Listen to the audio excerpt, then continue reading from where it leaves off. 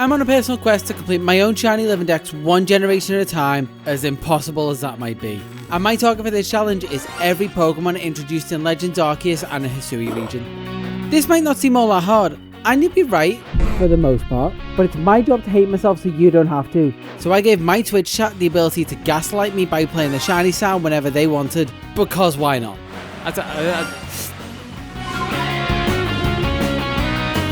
That was such a good one. Although, sometimes they gaslight each other as well. Almost. That was a close one. I can't lie, Tat 1 got me. Game Freak would also make this harder for me after I decided to start the challenge, but we'll get to that. For now, here's a list of what we're looking for, and let's get this whole thing started.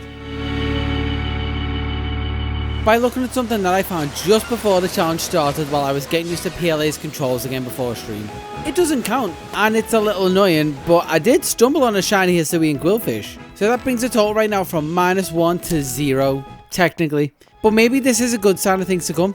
I did have some form of plan for how I wanted to tackle this challenge, and that was to ease myself in by flying past every massive mass outbreak on the map, because on this save I have every entry in the Pokedex completed and the shiny charm, bringing the odds of finding the shiny in one of them down from 1 in 4096 to 1 in 241.41.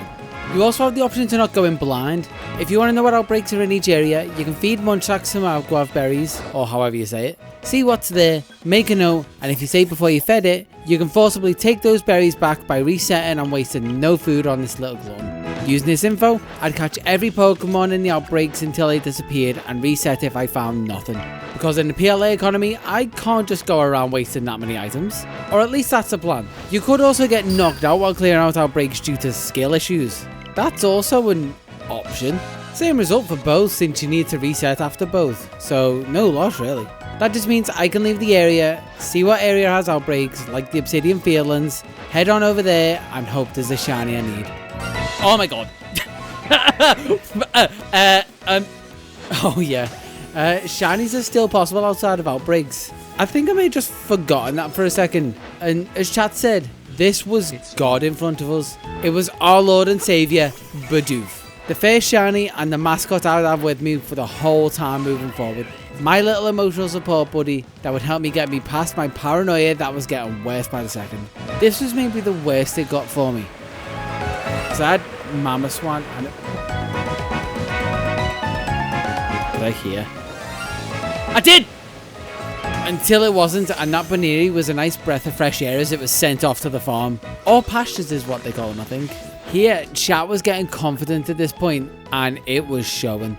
Imagine we played at the exact time you found a shiny and you didn't notice. This discussion kept on into the Coronet Highlands, searching through more outbreaks for a target, making me miss a shiny because I'm so desensitized or you timed the sound perfect. Not that the outbreaks seem to make any difference. I've found 3 shinies now, with Voltorb being my first target, all at 1 in 819.6 odds. Nearly 4 times less likely than the outbreaks I've passed along the way. I still didn't want it to self-destruct, as much as chat was trying to will it into being. Boom. Kaboom. Luckily for me, which seems to be the theme because I found all of these in under an hour, it didn't have the ball to do it, and it was the first Pokemon I could cross off my list. Also on this list is Sneasel, which I'm going to be looking for both the male and female form of. I just forgot to make a note of it. Definitely the only issue with this list, and nothing else I'll have to fix in the near future. For the time being, it's back to the Highlands to continue the search. It's basically put...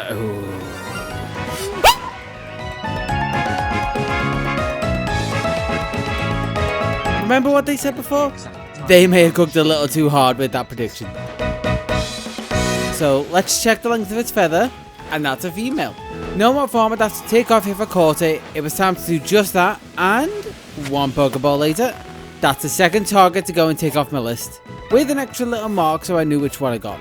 Rather than how I found the 2 targets in a row, I felt like a change of scenery, so it was off to the Cobalt Coastlands where there was a good few water targets that I found really frustrating to try and catch. Wait.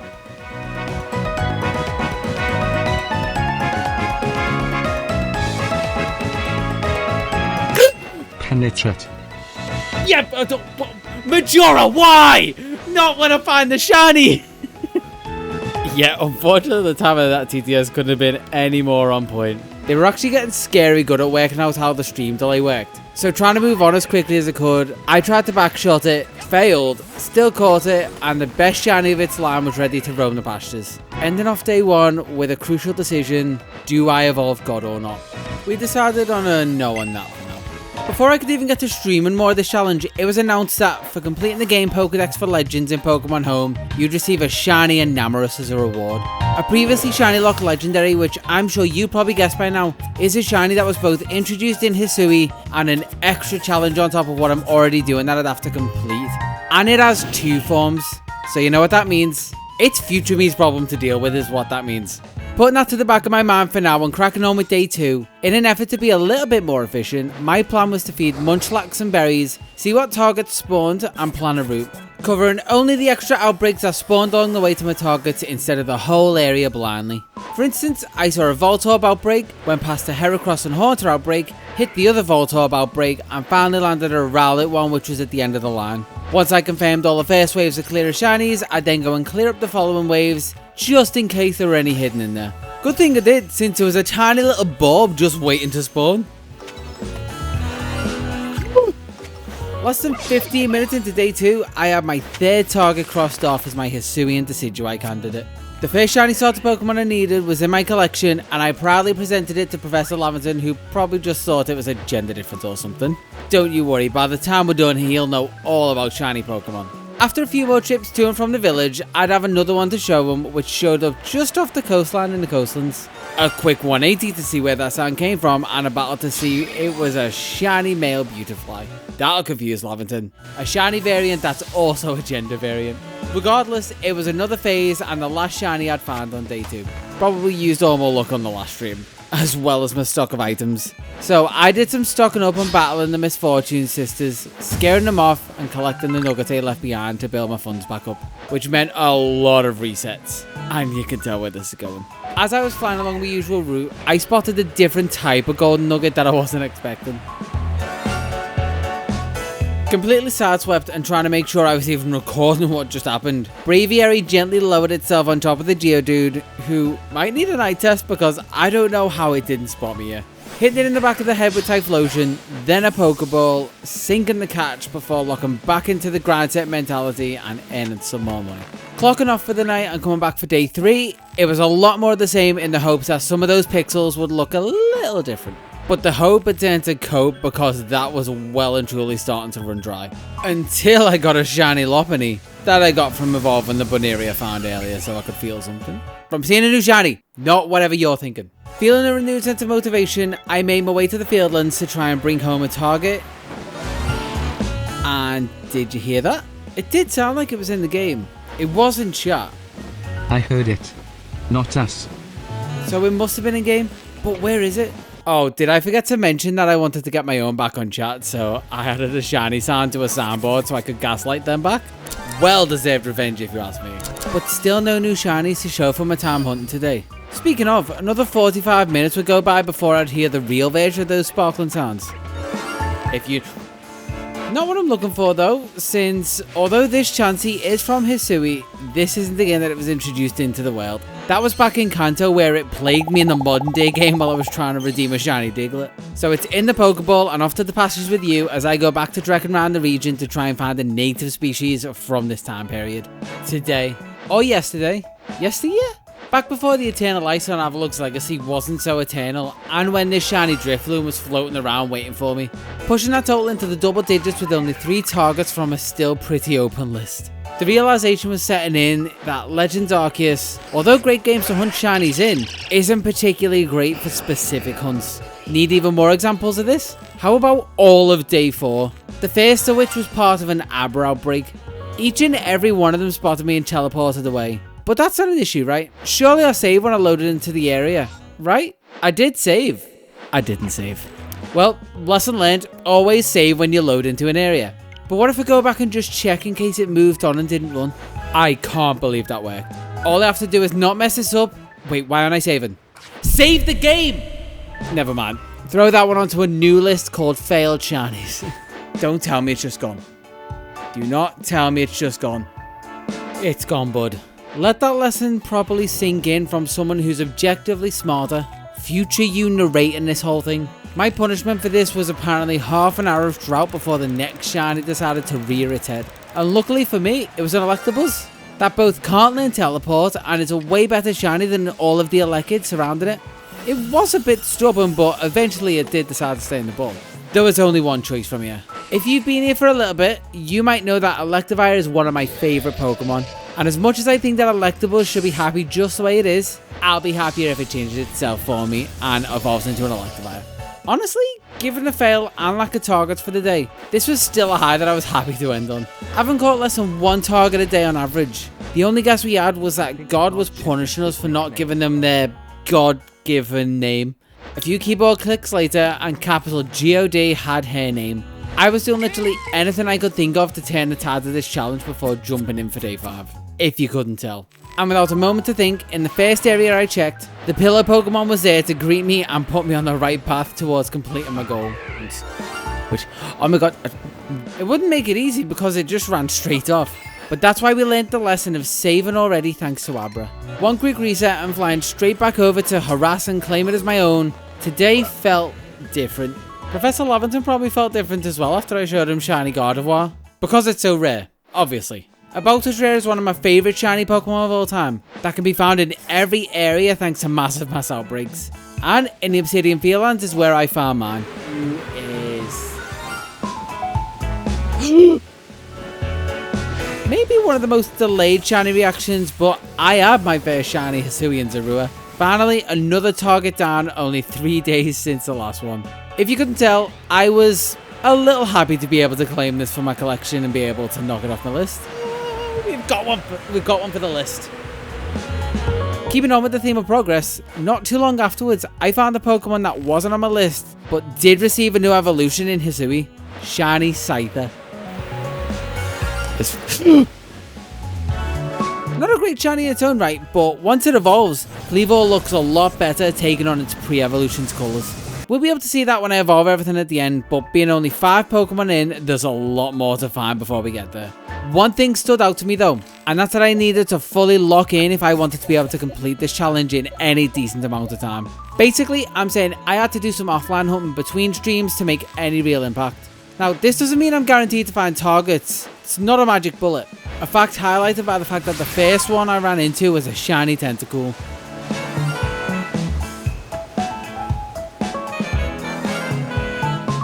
Funnily enough, if you pay attention to this one, you can tell for a second that I still thought chat was gaslighting me. Nevertheless, the method was proven to work, and sure, you might be thinking, that's just one shiny, and it's not even Hisuian. You might be right if I wasn't busy clearing an outbreak, fighting for my life when a Hisuian Zorua sparkled for me.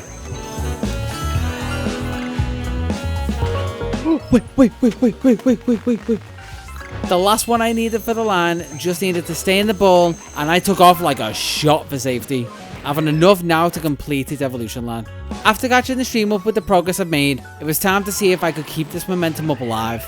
Ironically, in a last second choice to fly on Braviary back to the camp after a rainstorm cleared rather than fast travel there, a shiny green Tangela's Vines just happened to be waddling about on the path back. I didn't realise it, but the wannabe green Kirby would end up being a good omen for what was to come during the stream.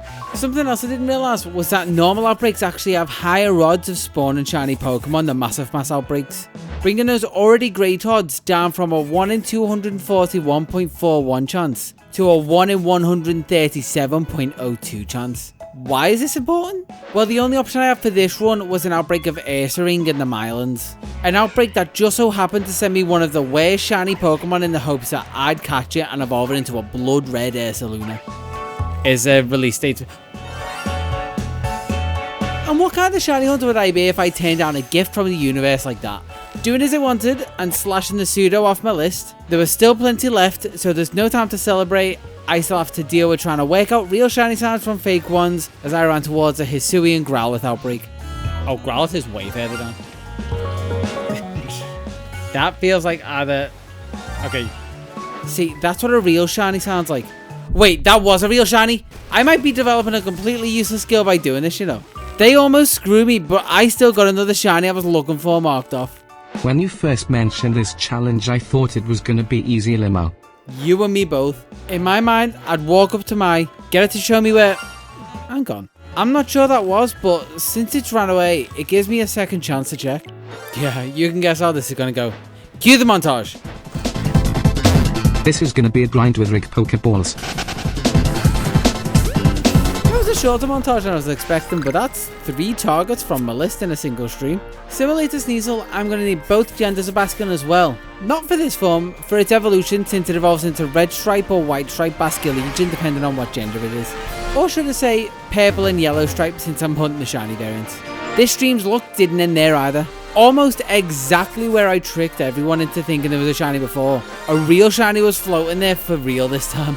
So, I was looking for a different shiny, but I'll take this. I think those are words almost every shiny hunter has said or thought to themselves at some point. 5 shinies caught in a single stream is pretty good going if you ask me. Motivation at an all-time high again. It's a shame that my availability to stream just wasn't. So I did some offline checks when and where I could. My main focus for this was to try and find a starter. For absolutely no reason other than the fact that Cyndaquil is one of the 2 left and it's one of my favourite starters of all time. Wouldn't be the first fire type shiny to appear in front of me, or even the first Pokemon I'm looking for. That honour would go to the second golden Growlithe playing in the sand, which for a fire and rock type it rarely seems to want to splash around in the water, which can't be good for it surely. Good thing I caught it before anything bad could happen. One good deed done for the day meant that when I use a rock on it eventually, I'll also have another completed line. A great start to this offline session, quickly followed up by everyone's, or at least my favourite, fire hedgehog, Hisuian, on a technicality, Cyndaquil. Nearly had a heart attack when it broke out of the ball and ran away, not once but twice. Though I'm more stubborn than it, and when I set my mind on something, it's not going to get away, leaving only one starter left to find. Stupidly enough, when I noticed this, I made it my mission to keep going until it was in my possession. That starter, being any of the Samurott line, spawns in the Alabaster Icelands. Why am I pointing this out? As a very heavy-handed form of misdirection, that same sort of trick this next Pokemon pulled on me when I heard this sound. Except it was none of these Bronzor. I wasn't live, so it couldn't have been chat. Not even that Glalie or an Avalugg. My only guess, because it had happened to me before, was that the Earth was talking to me. Kind of. Hear me out. If a shiny appears inside the Earth, or underground as most people might call it, you can hear it, even if you can't see it. That's why I dived into this hole to test my theory. And what did I see? And hear this time? A third Zorua that will get to not rotting home for the rest of the time. And by catching it, I also had my first phase on a Pokemon that was actually on the list. This was a real turning point for the challenge since having caught entire lines from a list, even they weren't safe anymore. Even if they showed up, I couldn't be entirely happy that they did. A feeling that I had to push deep, deep down to be able to conceptualize finishing this self-imposed pseudo-gambler addiction. Areas were even getting more monotonous given my stupid focus on finding that last starter. All I kept doing on repeat was landing in the Alabaster Icelands, checking the outbreaks, seeing Oshawott's little icon on the map, getting a little excited every time it happened, resetting and rushing back over to check if this was the moment I was waiting for, only for it not to be. Never mind, I'm all in. Is it one of them? Is it that one in front of me? It is! Oh my god, wait. This is an addiction, it's a lifestyle, no one can tell me otherwise, let's go. That's every starter I need, caught and waiting to evolve. And you know what? I'm running with this string of luck I've been given. Although taking a break from the Icelands might be a good shout. Oh, it's so nice to be back in the Highlands. Wait, why is it fast forwarding? No, I don't want to go back there. I know because I'm scripting and editing this after the fact, but I legitimately felt like this the whole way. Almost like the Icelands was my own personal purgatory. The only upside is at this point that I know I found a shiny right. Give it a second. No.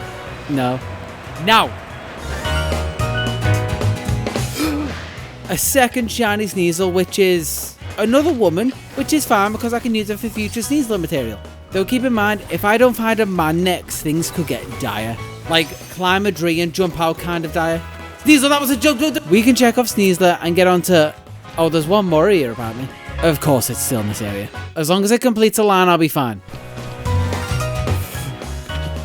Okay, I guess I did ask for this. It's not exactly what I had in mind.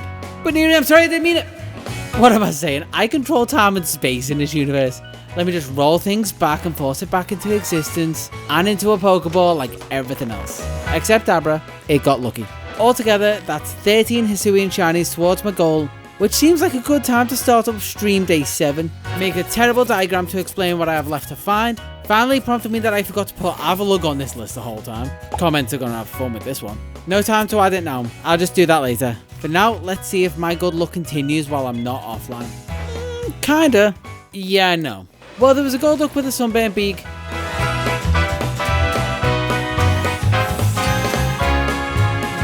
Were you waiting for me to say more? Because that was it. I had to work for it, but that was still all I found. Fittingly, my newly caught duck with Heatstroke ended a drought that had been going all of stream. Fun fact about myself, I like to think I'm a smart person. I know I'm not, but I like to think it. And this was one of those times that it might have actually been true.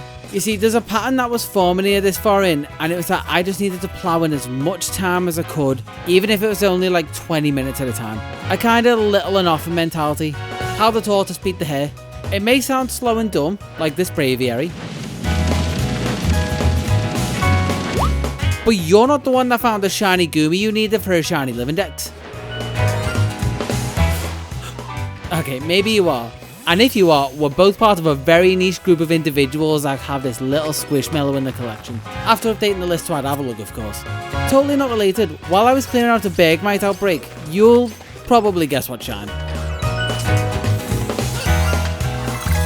Wait. Chew. Not an Avalugg, yet. The yellow icicle itself, Bergmite. As soon as it was added to the list, it was checked straight off. Something I was hoping to do for a 3rd Hisuian shiny in a row to get the trifecta. Especially if it was going to be a water encounter. Mainly because that would be another one down and one less I'd have to worry about. Alright, there's a sound, and I'm surrounded by Basculin, so it must be one of these, right? Just to be sure, exactly like I did with the Basculin area, let's just exercise a little temporal influence. Right there. No mistake which one it was that time. Just need to get the literal drop in it, perform a hit, and run while the getting is good going. I'm sorry, brain broke for a second there. Should slow down for a second so I can check what my gendered fish is. What fish my gender is. What is fish gender? What gender the fish is. There we go. They're both men. Basically like the 2 Sneasel I have, except not women and not Sneasel, and one will evolve into a purple Basculin. So, nothing like them actually. I've got everything crossed right now that I found one of these fine gentlemen a wife, and hope with all my heart that at least one of them isn't gay. Pivoting swiftly off that topic, I did get the trifecta I was looking for, but could I go for a 4th? Well, yeah, I could obviously go for it, but will I get it is the question. Spoiler for less than a minute from now, unless editing goes very wrong. No, I didn't. Though, to stay optimistic, why not think of this little Snova, not exactly as what it is, but as the mega bomber snow that I could get when I send it out in Legends ZA. Alright, that's maybe a little bit more copium, but looping back to Sneasel again. Get your guesses in now for if this is the one we need to close off the line. Survey says we're never finishing the challenge. 3rd female Sneasel in the books. I'm still going to catch it, obviously. I'm a shiny hunter, not an animal rights activist. It's coming home with me. If I was gonna actually go home anytime soon, I haven't seen my bedroll in months. Shiny Geodude is more fresh in my mind than my own home in the village. In case I was about to let that slip my mind, the game sent me a reminder in the shape of the literal thing right where I just phased on that Sneasel. Rubbing rock salt in that fresh open wound. Gotta be honest, I don't even know how to feel about this next one. There were no shinies immediately in any of the outbreaks, and while I was clearing yet another Sneasel outbreak in an attempt to end my misery, no version of me in any reality could have guessed that the shiny Alpha Sneasler would have spawned in the second wave of the horde. Shiny Alpha Sneasler in this as well? Screw any of the Sneasels I've already caught that I was planning to evolve. This is the one that's taken pride and place in that spot, when I finally catch it, that is. That's angry. Sorted, that's so solid. And because why not? Let's just cross this one off twice. Laverton's definitely never seen anything like this before. You may think this is weird, but I was starting to miss the back and forth between me and chat gaslighting each other. Like Stockholm Syndrome, but fun. And I also really wanted to show off what I just found. Before that though, counting up everything that I haven't found yet, that's a total of 8 shiny Pokemon. Way under half of the list, meaning phasing is at an all-time high. To try and tip those odds back in my favour, there was one more thing I could do, and that's to perfect the Pokedex entries of all of these remaining Pokemon, bringing their best odds down from a 1 in 137.02 with a complete entry and mass outbreak, to a 1 in 128.49 with a newly perfected entry. Tiny difference, but that's still a shift in my favour. Clinging to every little win that I could to pull myself through this, I was seeing all the right signs. In the form of a shiny Hippopotas that appeared in a Myland while I was perfecting Stantless Dex entry. Honestly, just happy it wasn't another Sneasel. Huge win in my mind, you can't tell me otherwise. Quickly recapping all the entries I perfected after that, we have Stantler like I mentioned, Petalil, Goomy, Quillfish, Sneasel, and Rufflet. Given the lack of progress during the last stream, expectations were at rock bottom, though things might be about to change. Otherwise, I'd just be so poor. That sound wasn't chat. Was I actually going insane? Now none of those are. Wasn't me. I think I might have actually went insane. I'm like hearing shiny sounds that aren't an actual thing. And wasn't the game. Did I forget to mention that I had an app that I'd come to call Player 3 that would randomly play the shiny sound this whole time as well? When I say I hate myself so you don't have to, I don't take half measures. Player 3 got me good there. It's in for a penny or in for a pound with me. A 5-minute detour caused by my own stupidity because I just forgot it was there. Something that was only made even dumber when you consider that seconds later after I noticed what was going on there was also a real shiny floating in the water nearby waiting to spawn. Also, if you get a Basculin outbreak, fun thing to do. Just... It was brief so you may not have caught it, but let's just load back in to double check. Yep, your eyes aren't deceiving you. That's a female Basculin, the exact one I needed to finish off the line, leaving only Sneasel for me to phase on. A silver lining after what had just happened. My perfected entries were already paying off, and would I be so lucky to win both of these phases back to back? Maybe not immediately. I'd heard the telltale sound, but I couldn't see what made it until I tripped over the edge and spotted the 5th shiny female member of the Sneasel line I'd found so far. That wasn't the best way to end the stream, and from here on out I only had time to offline hunt, which given my luck doing this already wasn't necessarily a bad thing. Starting off with an unevolved Rhyperior. A literal stepping stone on the path to that male Sneasel, clearly being laid out in front of me as I walked. I just kept following it, and all I had to do was not be stupid. Silly? Dumb? Dumb? I said that one already. Whatever you want to call me. Even when I try and be smart, there's no hiding it. The next Pokemon that shined for me was Zubat. Wait, the parasite that already infected my boxes way back before this challenge even started. But I'd seen somewhere that you could swap the shiny Pokemon that spawned based on the time of day, if you remember to save when you landed in the area. I did not. So when I went back to the camp to take a quick 8-hour nap until the next day and flew back over to the same spot in hopes of seeing a Stantler that I was expecting to spawn there. They did spawn, but they were both completely average tier without any rare skin conditions. Dust off that fails list because average just got a new friend. That unsuccessful attempt at trying to force the shiny I needed meant that I was just going to go back to the methods that relied on RNG to send me the targets that have been working through all of the challenge so far, and even before if you remember. And it's about time we find that one, don't you think? The game certainly did. Serving me up the albino fish on a very violent platter. I just need you to stay in and try not to get knocked out.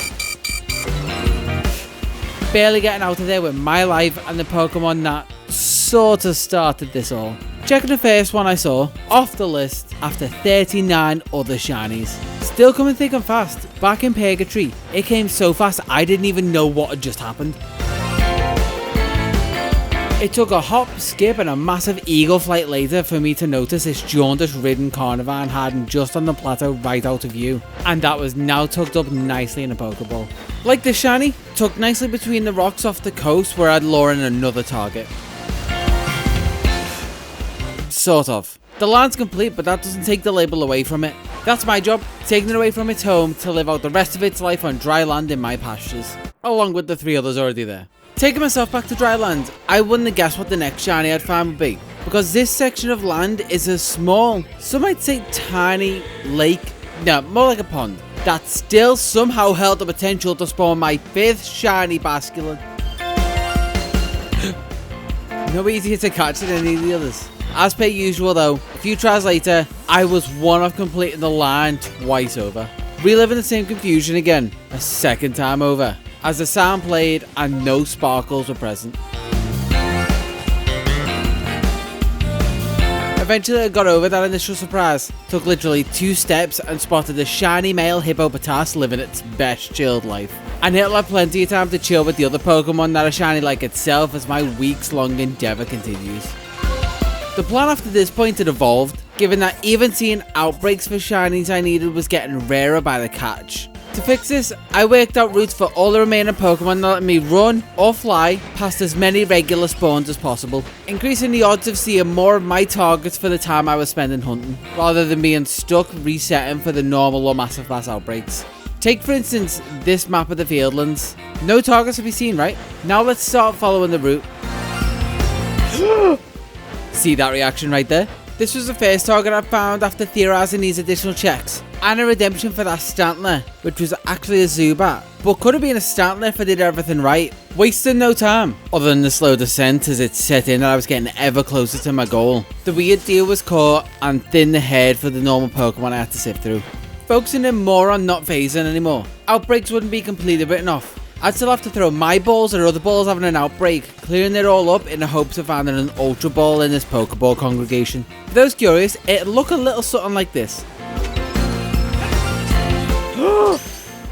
Keeping to my own personal rule of trying to catch every Pokemon I need in a regular Pokeball, I had the black ball in the red ball and sprinted out of there as it was magically sent off to the pastures. In a turn of events, I'm going to ask you to pay particular attention to this because it'll be on the test later.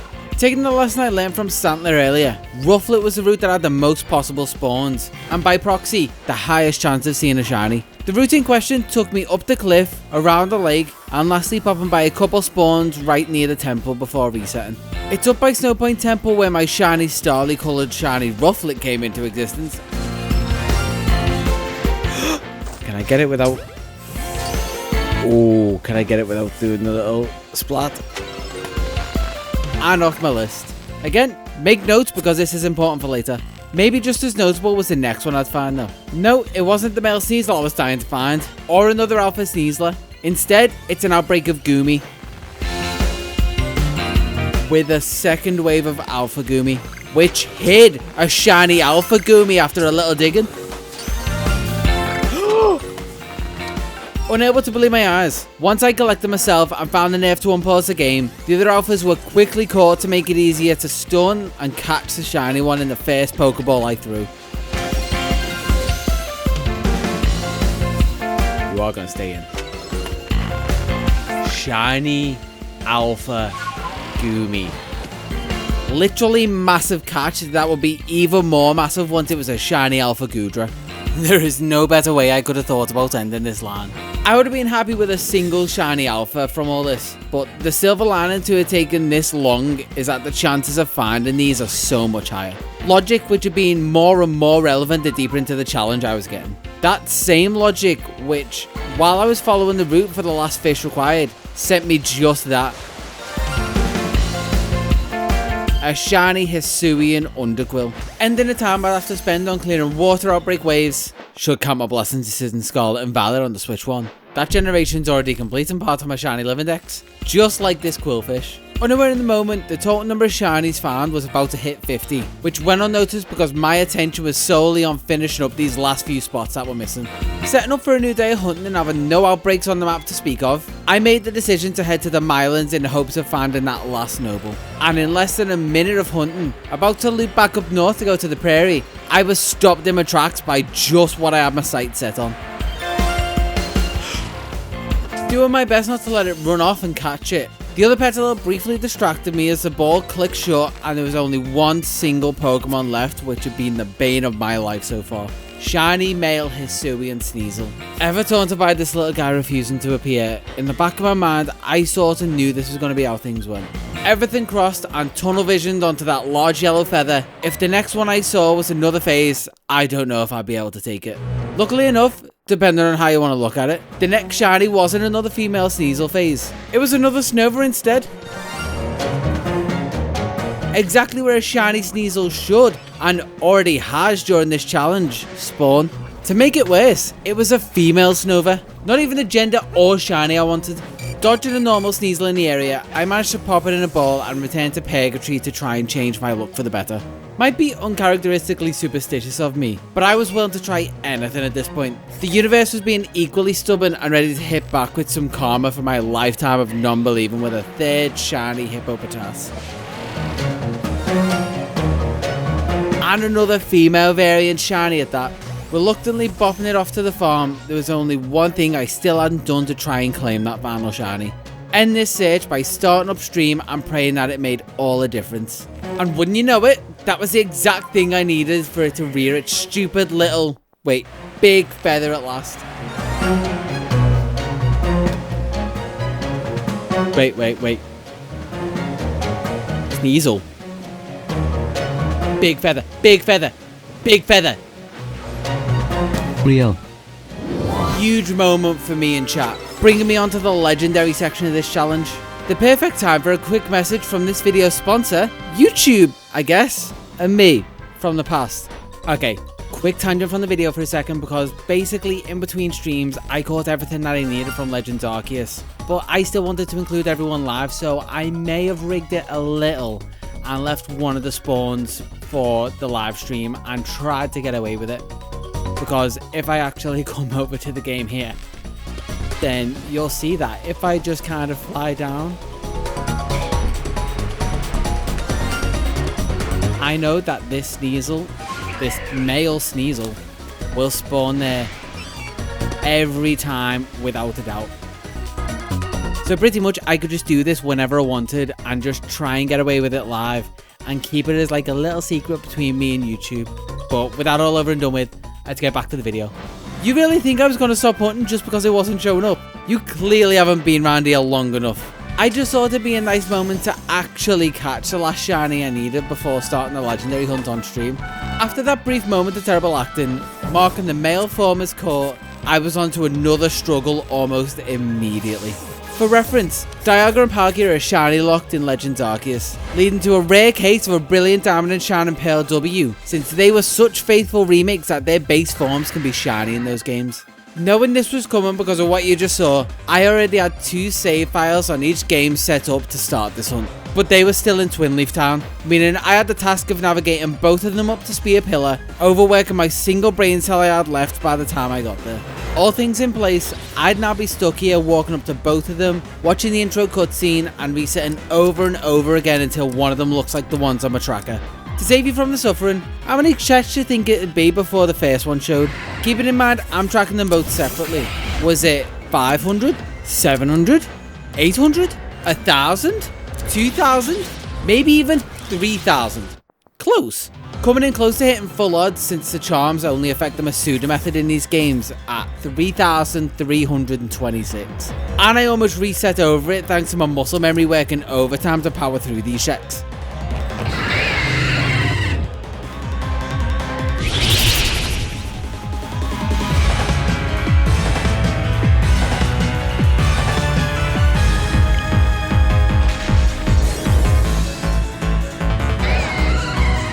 It's fast. Oh, yes!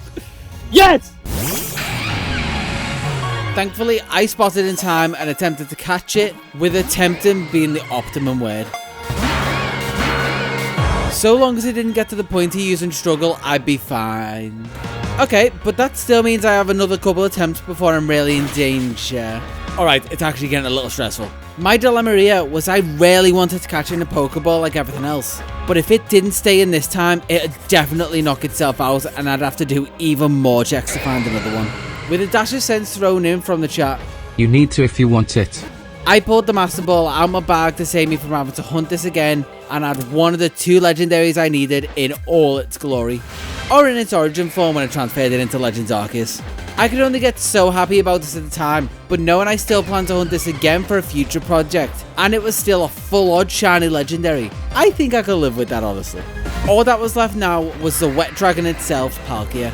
From memory, I knew I had a friend who I could borrow their copy of Shine and Pearl from, allow me to continue double hunting Palkia after a quick 5-hour playthrough and climbing the mountain again. How lucky do you think I got with this one? Keeping in mind I already did 3,326 checks.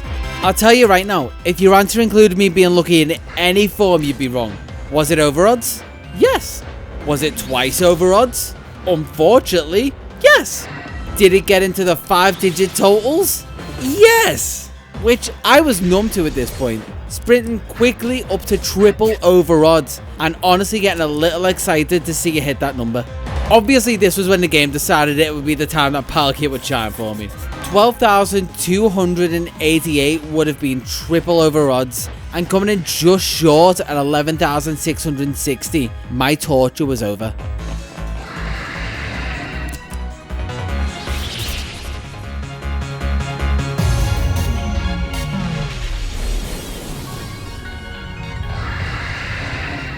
Oh my god. The hunt wasn't over though, since, like with Dialga, I still wanted it in a Pokeball, paralysing it right off the bat because the lesson I took from the first time being such a train wreck. To my surprise, the ruler of space was compressed into the specific sphere I wanted it to. I really want you in a Pokeball, because I'm going to have to come back for Dialga, just to get in a ball. I should have. Wait. We got in the ball! Sorry for shouting. Only a few Pokeballs later brought me the moment I was waiting for after a month of hunting these two with every spare moment I had, totting up 14,986 resets overall. Taking a moment to compare the normal and shiny versions of Origin Form Palkia, that was this list finally complete. This list. Thanks to the last minute addition of Enamorus as a home reward that I talked about so long ago, there was still one last job to do. Fun fact on top of that, Enamorus has 2 forms, normal and turtle, or Therian. As I'm doing this living deck style, that's 2 rewards I'm going to need to claim if I want to consider this challenge over and done with.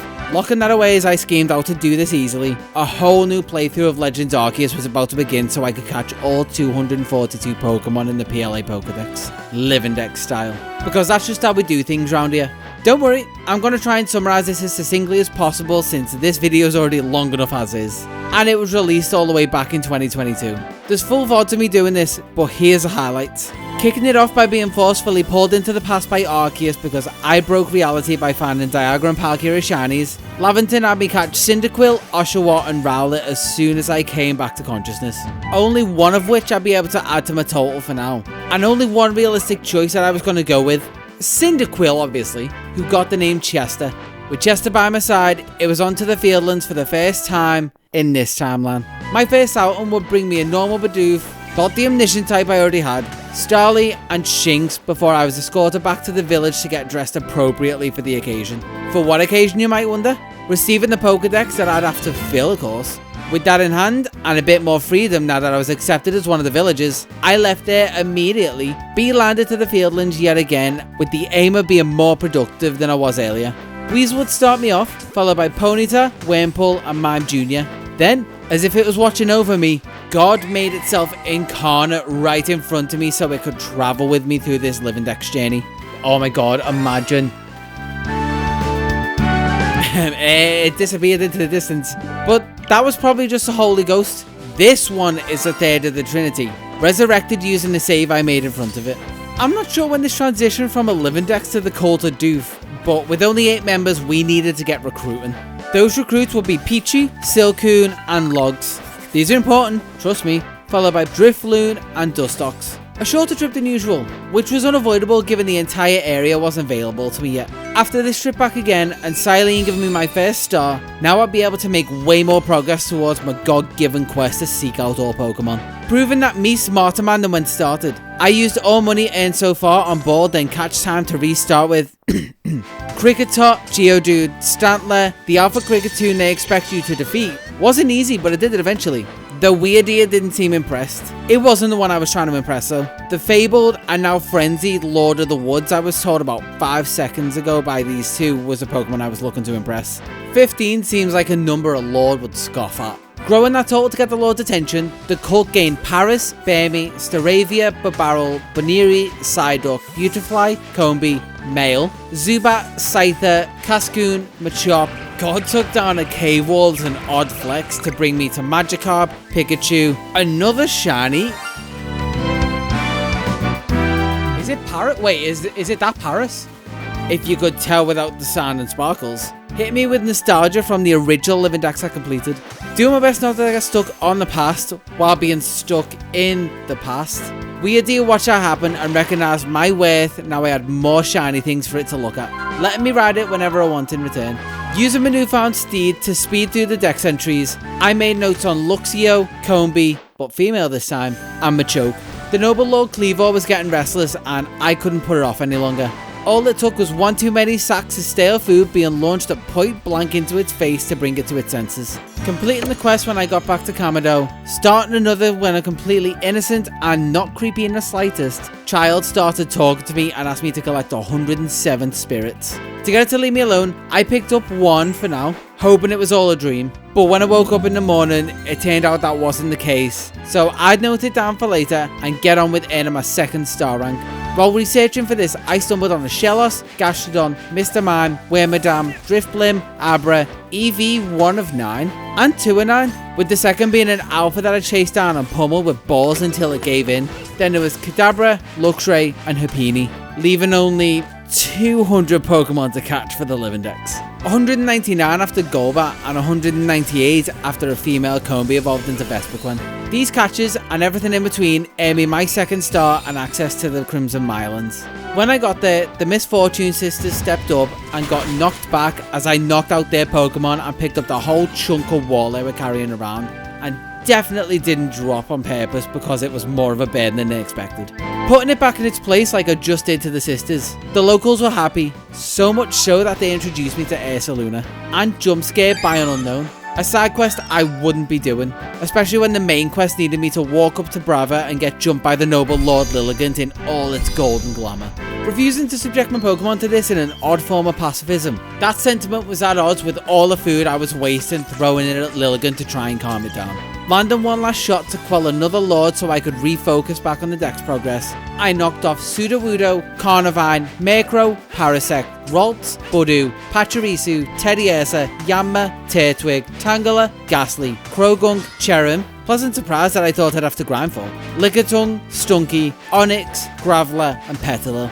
The next one might not seem all that important, but this Alpha Togepi turned into something I could have never expected. Okay, god damn it. God damn it. Togepi, I want you. It absolutely refused to stay in the ball for so long that it was chosen to be the final Pokemon I catch before Arceus. What if I just give up on this Togepi and come back later with some better Pokeballs? It also spawned a story that was told through TTS where it was the main character called BuffBuffTog. Chapter 1. There once was a girl called Lily who wanted to get a shiny genie for the shiny Dex. She thought she could catch it, but Togepi is resisting. Chapter 16. Lily tells Necrozma to chill out and gets its control. She also gets Lunala. BuffBuffTog the second is in Lily's universe. Honestly, don't know where that name came from, which ended up with, give me a second, 50 chapters. This is also important for reasons that I'm not going to spoil. We've still got more Pokemon to catch before that's relevant. Some of those which can be found in space-time distortions like these two Porygon. Outside of those space-time bubbles, there were still time-native Pokemon to make note of such as Barboach, Skuntank, Hippopotas, Goomy, Toxicroak and Roselia as a new distortion appeared, pulling in EV3 of 9, a third Porygon and EV4 of 9 before everything wrapped back to where it came from, continuing my run with Rhyhorn, Hippowdon and Unknown D as the last of what I was going for in the Mylands for now. Stopping by the Fieldlands for a quick spot of research, I was there long enough for a distortion to form around me, and it's in that space-time hole that I caught a non-Hisuian Sneasel, which is exclusively found here. All of this work gave me my 3rd star and access to the coastlands, as well as its inhabitants Glameow, Skorupi, Mothim, and Hisuian Growlithe as the golden children of the ex-noble, I guess. Arcanine were up in the hill waiting to point me in the right direction of where to go. More of a hint that had taken a bit after catching Celio, Golduck, Prinplup, Sveal, EV5 of 9, Apom, Chatot, Dusclops, and Duskull. Using that Dusclops I just caught, we crafted a Shadow Ball Flambe, the favourite dish of Basculin, a dear friend that isn't a deer, that would unlock the ability to swim across the ocean. Conveniently what I'd have to do after the Misfortune Sisters kidnapped a puppy, a crime punishable by Phaeton. On my way to the Fire Spit Islands, there was Mantike, Remoraid, Hisuian Quillfish, Mantine, Gyarados, Tentacool, Tentacruel, White Stripe Basculin, Finneon, Octillery, Luminion, Piplup, and Magmar. Making my way round to where the sisters were holding a puppy hostage, each of them got punished for their inexcusable offence to society, and its brother, sister, sibling, got so angry it evolved and then struck by lightning, making it even angrier. But building from my own experiences, food always seems to calm me down. Not quite in this way though. Each to their own though. In some form of miracle, this was the first time I've ever finished this fight on the first try, cooling it off with one last hit of leftovers, before taking its cue and evolving my first Eevee into Sylveon. Opening another section of additions that included Ambipom, Perugly, Vulpix, EV6 and 9, Magnemite and Magneton from the Rift in Time, Chimchar, Kalia, Whiscash, Ursaring, which were part of my cleanup as I worked through more research tasks. Unrelated to all of those, the Shiny Paras from earlier evolved into the objectively better Shiny Parasect as a trophy for reaching Star Rank 4 and open up a different type of entry to the Coronet Highlands. Climbing up to the summit, Ingo led me through the oddly bright cave and towards Bronzor, Bronzong, and the Sneasler that would help us climb the last stretch of the mountain. A path that was home to Chimecho, Hisuian Voltorb, Gligar, Nosepass, Gibble, Clefairy, and Mischievous. Melly was there at the entrance to the Moonview Arena, being the most unlikable character in any Pokemon game ever made. Promptly put in place by Adaman, who sent me in to deal with the frenzied noble Hisuian Electrode that was rampaging not 10 foot behind. More than happy to help, I made my way in to perform the deed of smacking it about until it knew I was a real alpha, sitting it down and force feeding it to establish dominance. Job done there, I still had a few things to tick off the list, those being Electables, Rotom, Walrein, Floatzel, Magby, Bonsly, Rhydon, Deez, Yamega, Cleffa, Haunter, Heracross, Hisuian Sliggoo, and Elekid. Only some of the more grindy, time-sink parts of the decks were left before I wanted to move on to the rest of the game. So I had a brief break offline while I was waiting for some timeline deviations to appear. Initially killing some time while I headbutted some trees until a Cherubi spawned based off some advice that I'd found online that said that these trees were guaranteed to give me what I wanted. And they were right, feel free to use that one for yourself. Then, it was all a case of waiting until a message popped up and my expedition to unearth some living fossils could begin. I was in the wrong area accidentally for the first break in the central finite curve, but never punished, it still gave me a Porygon 2, saving me an upgrade down the line. Having a moment of clarity, it clicked in my head that the skull and armor fossil were alive and kicking in the Coronet Highlands only. So I waited until it was the right time of year and the right time of day, in the right part of the Highlands, to see a rift spawn localized entirely up in the hills. Located within that giant dome were a pair of Shieldon and a Cranidos. Pretty good batch there, with only one Cranidos being part of a different bubble I'd need to become a part of. Rinse and repeat the whole, stand there till a spontaneous black hole appears. Gold now was in full effect as everything inside the distortion void was a deep purple. Like the last Cranidos I needed, along with bonuses in the form of EV7 and 9, Magmortar, and EV8 and 9. The last of the distortion exclusives caught, the grind was done and another stream had begun. Picking up where I left off, a few research tasks were waiting to be dropped into Laventon's lap, comfortably collecting enough points to make me a 5-star trainer, on a 10-star scale. Silene was jumped by a Wurmple of all things, which I cleared off as I cleared out to the Alabaster Icelands, the final area full of Pokemon for my precious Dex. A lot of Pokemon are available here, but it's the one that doesn't count that I'm most interested in. The Braviary mount that's going to streamline the rest of this run.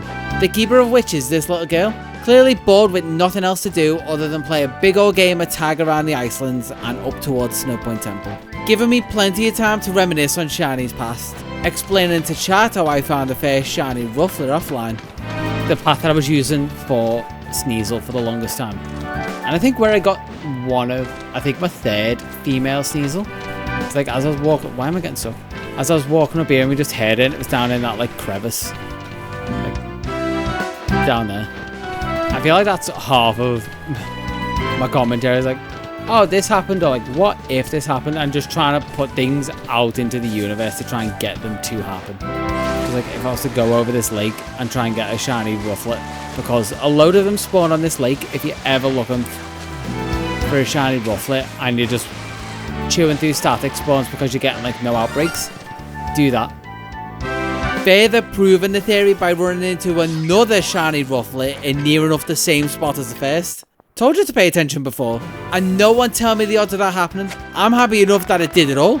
Not the braviary I was expecting to find. Though having the Living Dex entry for this be forever shiny will be a nice crown on the final part of the challenge when it's all complete. A part I was coming vaguely close to spotting off in the very far distance. Speeding up my progress, I made it through the temple, up to the roof, and jumped onto my new ride to head back to Avalug's Legacy. That isn't an actual Avalug, and may even be smaller than this massive kaiju that was doing its best to nap through all of this chaos. Clearly not all too happy with being woken up either. Putting it back to sleep by causing blunt force trauma to its noggin using a bag of solid ice, I was now able to safely traverse the area without fear of being stepped on at any second, allowing me to begin the last big catching spree before the end of the game.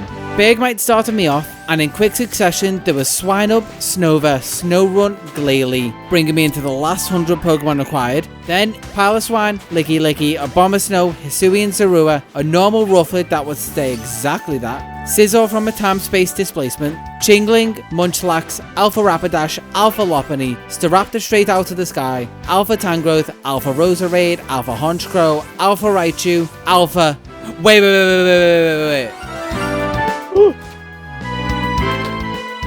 Alright, after just learning that catching Alpha Torterra was a lost cause, catching this Alpha Infernape wasn't even an option in my mind. I just came here to check for a Monferno spawn. Once I spotted its pink tail, my half a brain cell was running a mile a minute trying to work out how on earth I'd have to go out catching this.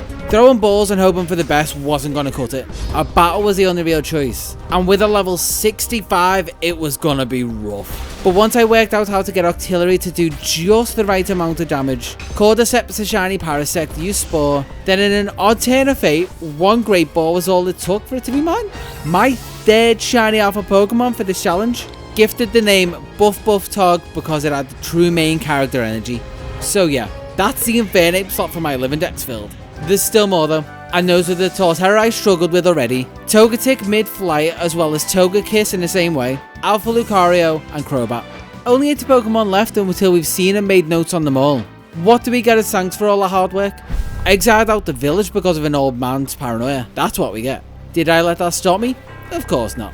They didn't take away my Pokeballs, so I caught Chansey for good luck before I was brought to a wise old woman called Kogita. Hopefully she'd be the one who could fix my issues. With the village, everything else is a lost cause. A little weirdly on her part, and possibly too trusting on our part. We followed her into her bedroom so she could tell us to fetch different parts of the lake spirits to craft a red chain. Mindlessly following more instructions for reasons unknown to me, it was off to Lake Verity. Guarding the Lake Guardian was an Alpha Goodra, which seemed a bit pointless if you ask me, and like it'd fit better in this Pokeball instead. As would Mesprit, if the game would let me. You'll get to stay here for now, and that's not just because you bribed me with one of your plumes. Getting out of there with my haul, Goodra, not the plume. Lake Acuity was next on my whistle stop tour. Alpha Zoroark was protecting this Lake Guardian, for good reason. I was here to collect what I was owed by the world. Unluckily, for it, Zoroark was on my Dex list, and Uxie's Claw was on the list I was given by Kogita. That in hand, and rounding off my tour of Hisui, is Lake Vala's Cavern. Delving in deeper revealed a Guardian Alpha Hisuian Quillfish evolution. Too many labels and nowhere near enough time to cover the absolute emotional destruction it was dealt. All you need to know is that worked, and his elf was so scared it handed over its fang with minimal resistance and dental work. 3 out of the 3 items collected. I'm still not quite sure why we needed them, given the spirits would show up here and materialize what we needed out of thin air anyway.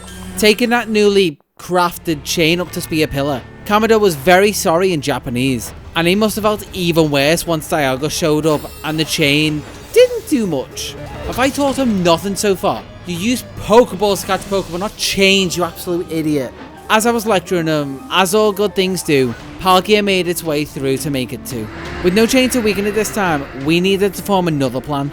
Compromising between our two solutions, it was time to mine some origin ore to craft up a new and never seen after this point, one of a kind guaranteed catch Pokeball that is rarer than even a Master Ball.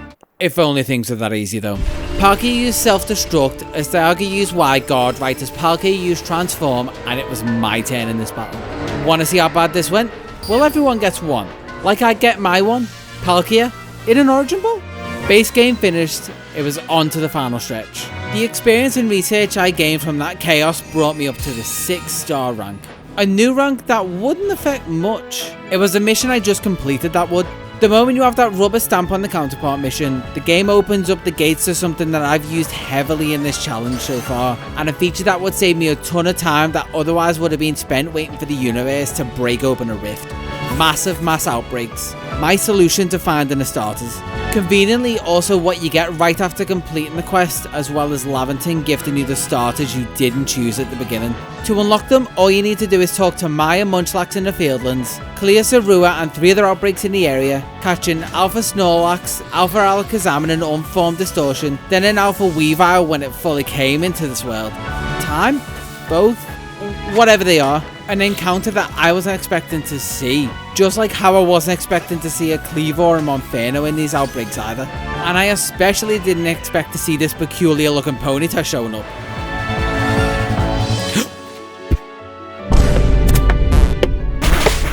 I mean, I would if I was doing the mission, but I wasn't. Even if this particular shiny's become a lot easier to get, it doesn't stop it looking great with those ethereal blue flames. More progress than I thought I'd get from a quest I plan to plow through, and there's still more to do before I have all the areas I need to unlock for the starter evolutions. The Mylands was next, clearing out quicker, though with less progress in the Fieldlands. Still some. There was a grotto that I got from another outbreak. Mike told me we were off to the coastlands where the weather was a little less than ideal, as was the Dex progress. Silver lining to the clouds on this heavily overcast day. I was onto the Coronet Highlands in record time. Or so I thought.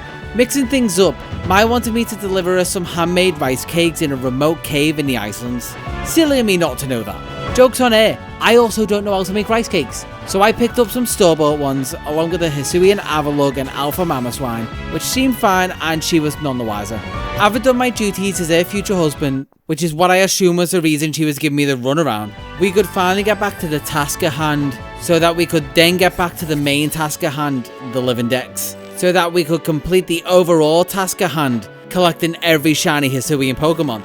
The Highlands were the next area of outbreaks to clear, with one of those outbreaks being filled with Dartrix. Great for me because I was gifted a Rowlet not too long ago, so a couple from here would give me enough of the line. My plan was coming together and I wasn't even fully set up yet. Clefable was another outlier I'd find on my outing as my stamped my quest card, and my final area, the Icelands, was ready to be cleared out. Miss Magius was a pleasant surprise in the area, which was signed off by Mai not too long after. Preparations made, every Pokemon I'd need from this point was at my fingertips at last. Brace yourself because there's plenty to cover now. Resetting until the starter outbreak showed, I caught a Riolume on my way to catch a couple of them in the Icelands. One of my more risky targets was an Alpha Garchomp, risky also putting it lightly. Eventually, my stubbornness prevailed. Then, in between resets for Cyndaquil outbreaks in the Mylands, Alpha Golem, Alpha Steelix, Alpha Gabite, Alpha Gliscor, Alpha Electivire, Alpha Rhyperia, Alpha Probopass, the Floating Magnezone, Alpha Drapion, Alpha Empoleon, Beta? Nope. Alpha Ninetales, Alpha Dusknoir, Normal Blissey, Alpha Body Pillow, Alpha Frostlass, Alpha Male Gardevoir, and Alpha Machamp all showed up. A massive collection of the strongest wild Pokemon in the game, all before a massive mass outbreak of Cyndaquil finally appeared. Adding a couple of them to the pastures as I was raring to fill the last pages of the Dex. Not straight away given they'd need evolving. For those pages, I'd catch Stantler, Petalil, Alpha Ursaring, Haunter, Hisuian Growlithe, White Stripe Basculin, and Hisuian Voltorb. Remember that quest from earlier that I've been avoiding all this time? Yeah, there was no putting it off any longer. I had to collect all 107 Wisps, which is no small task. So that's all of them collected using the power of editing. A bit more of that magic and some supernatural occurrences later. I now had all 108 spirits collected and a Spiritomb screaming at me in chorus. Quieting down that racket, those evolutions had been waiting long enough. Blitzing through, we had Umbreon, Espeon, Flareon, Vaporeon, Jolteon, Leafeon, somehow forgot a 9th Eevee, so I went and caught an extra one for the last evolution, Glaceon, Hisuian Arcanine, Gengar, Rampardos, Bastiodon, Hisuian Electrode, Full Moon Ursaluna, Kleavor, Hisuian Typhlosion, Hisuian Samurott, Hisuian Decidueye, Sneasler, Hisuian Lilligant, a Porygon 2 that went further beyond to become Porygon Z, Basculin, Weirdeer, and a glorious shiny Braviary. On to another thing that I couldn't put off any longer. There were still Pokemon harder to catch in the alphas, and that was the ream of legendary Pokemon available. Grit my teeth and diving headfirst into it, Mesprit would start the ball rolling up this Sisyphusian hill, continuing with a Zelf on Lake Valor, then Uxie on Lake Acuity. I invaded Heatran's home in the volcano and kidnapped it, saved the Moonview Arena from the overprotective Cresselia, plundered Snowpoint Temple and brought home Regigigas as a bounty, collecting the weirdest team of Pokemon together that people would write about in future.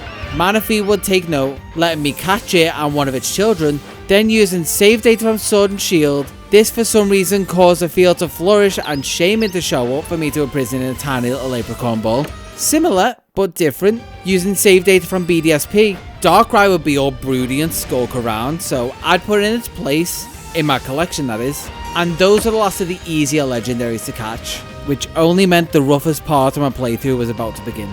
Using those logs I mentioned oh so long ago, Kogita traded me the last plate we needed for a different collection I'd been working on in the background for them. Bolo was made up to have these and wanted to show me why we needed them up at Spear Pillar.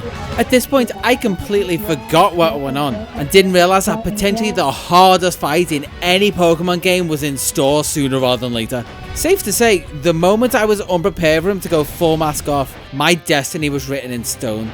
Some performance enhancing medicine later, and my team of 6 was ready to take on Volo's team of basically 8 Pokemon. Slightly unfair if you ask me. Making things a bit more fair, an extra star rank wouldn't go amiss since it'd help with some of my obedience issues. I'd been theory crafting this whole team throughout the whole playthrough, and it paid off. The last quarter of a brain cell I had went to good use, and now I was just on to mindlessly throwing my balls about to finish up. The Azure Flute that was now in my possession would only work once that number said 241. Without hesitation, the Giratina that just caused me grief would learn to accept me and its home in my living Dex. Right as I noticed weather patterns causing havoc because of the genies that were roaming about. With the thunder and lightning being caused by Thundurus clearing up after I caught it, a blizzard rolling in thanks to Tornadus, calming once the ball clicked, and Landorus, not causing any weather, if anything, stopping anything interesting from happening really. But regardless of whatever it was doing, it was now mine. Turning this trio into a quartet, Enamorus, a totally normal one that I didn't need for my shiny deck, showed itself, and then ran off to the Mylands to wait for me. Landing there and wearing it down enough to lure into battle, my team that had conquered the hardest challenge of this game took this on like it was nothing, and one last Pokemon was left, Togepi. Following up on my promise I made to the chat, I caught Togepi, bringing me up to 241 total Pokemon in my living Dex, and now the Azure Flute in my pocket was vibrating, meaning it was time to give it a blow and take on something that my team wouldn't be able to help all that much with. Arceus squared up with me, and, well, I'll let you judge how it went from what you can see from the sped up footage of the fight. All that mattered to me was that I eventually wore it down, earning its respect and having a piece of its soul to become the final entry in my living Dex. Loading back up into my original save that started this whole thing, every Pokemon that had waited patiently to evolve were finally going to claim their slots officially in my list. Those shinies were a Scyther colored Kleavor, Blood Red Ursaluna, Golden Hisuian Arcanine, the barely different Hisuian Lilligant, Ultra Hisuian Electrode, a Gilded Sliggoo, right as it started raining, meaning I could evolve the now Alpha Sliggoo into the crown of my Dex, the massive Alpha Goodra. Then, after some training, I was able to get my Purple Striped Basculin, Yellow Striped Basculin, a Bleached Overquill, a Sickly Weirdeer, my second shiny Braviary, Purple Frosted Tip Zoroark, a Defrosted Hisuian Avalugg, a modern coloured Hisuian Decidueye, a less edgy Samurott, and an original colour Typhlosion. Dropping all of these into home, along with every entry into the first ever Sinnoh or Hisui Dex, I guess, there was a nice little reward waiting for me to claim after all this effort. I see you've registered every single Pokemon in the Hisui Pokedex. Are you going to give me this? You were most certainly the right one to entrust with this monumental task. Absolutely brilliant. I I hope you keep up the fantastic work. Give it to me.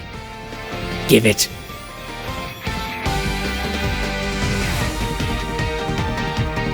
Show me what I want. It's going to be sent to the gift box. And then if I come to the mystery gifts,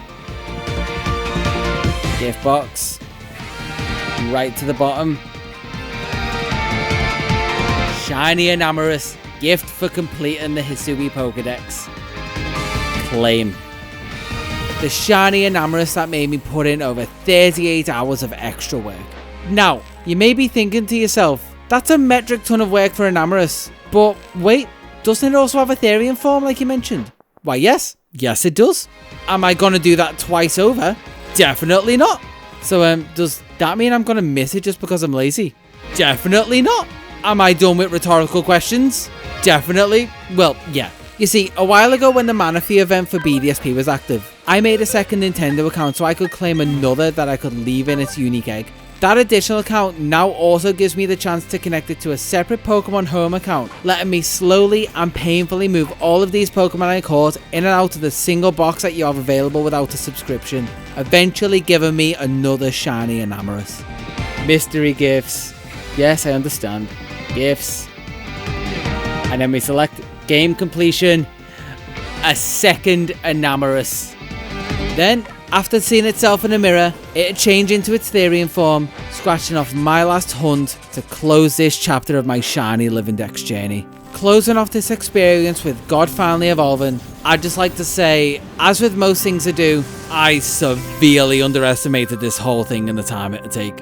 And that's not going to stop anytime soon. Projects are going to stay just as big and ambitious, and not to mention time consuming. And if you've stuck around this long, I just want to say a huge thanks. And to anyone who helped support me, whether that be subs, memberships, or even just popping in to see if I'm still sane through this whole thing, an even bigger thanks. But that's enough waffling from me though. As always, if you enjoy what I do, like, subscribe, follow my Twitch, whatever else I'm supposed to say here, and whoop!